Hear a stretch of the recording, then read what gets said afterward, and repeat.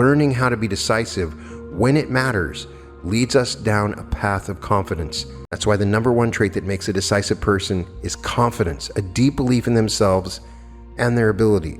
They tend to make up their minds quickly and stick with their opinions.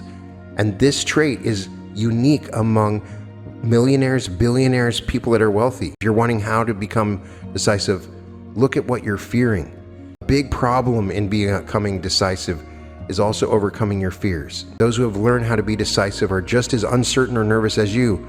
They're just willing to make the choice. Visualization is often used in setting and achieving goals, and you can apply it in making decisions. After you make the decision and before, visualize the outcome that you want. You set in motion the powers of reality creation, and that's what we're trying to do. Every choice doesn't have to be perfect. To be decisive, you must set bold goals. You must be bold in what you want to do, and then decisively move towards it.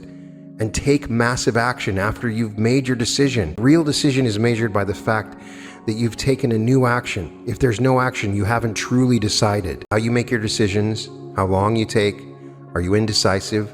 Has that affected your life? Has it affected your prosperity? And evaluate the way you make those decisions.